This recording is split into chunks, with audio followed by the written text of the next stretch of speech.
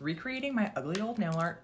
Part 2. This Frankenstein nail is from 4 years ago. Let me show you how I would make it better today. There are a lot of things I hate about this nail, but the first thing we need to address is this nightmare of an ombre. Looking at this, I can tell exactly the mistake I made. Based on how muddy it looks, I must have laid down this color wet on the nail and this color, black, wet on the nail at the same time and tried to blend them in. Problem is, this color has a white base, so that plus black is gonna equal gray or muddiness, and we do not want that because that's ugly. Instead, I'm gonna lay down Undead. Now, this isn't the exact same color, but it's gonna do for now. These polishes are super high pigmented. They're from my brand Ball Pit. All right, once that's cured, I'm gonna grab my black gel polish, and here's the trick. We are not under any circumstance going straight into that nail with this polish. Instead, I'm gonna dab some on my palette, and then I'm gonna grab my glossy taco and mix it in with the black so we get a sheer effect. I can't really exactly say how much of each one you should put. That kind of just comes with experience. I mean, I put about 50-50 here. It is gonna depend on how pigmented your black gel polish is. Ball Pit Shop black gel polish is so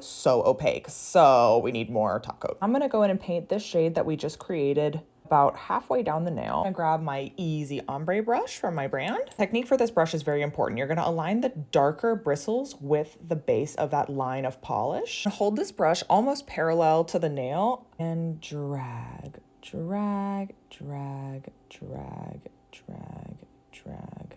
Wipe the excess off my brush. I'm not putting any alcohol in this at all. It's just completely dry. Go back in for round 2. Make this a little bit more smooth. My secret trick is to also go this way with the brush just a little bit. But don't worry, because this is just our first layer. We are going to be doing another round of ombre to make this ultra smooth. Tilda, stop. My cat's running on her exercise wheel. Mommy's filming TikTok. Now we're going to go in for round 2 and do the exact same thing, except I'm not going to bring that polish down as far as I did before.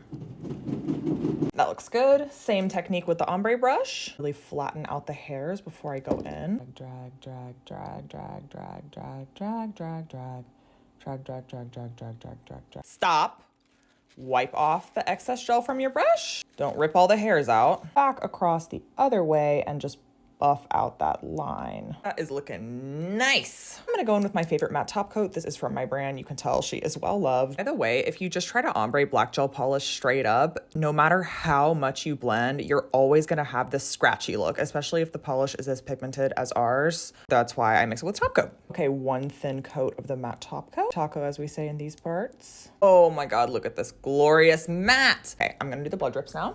Let's take note of this important color choice. Goosebumps is a little bit more the color of blood, as you can see, but I'm gonna go with Santa Suit, knowing that it's gonna be put over a darker color. It's honestly gonna come out looking a little bit more like Goosebumps, so it'll give me a truer representation of blood without the extra work of having to put white underneath this, for example. Draw an extremely thin line for my first drip.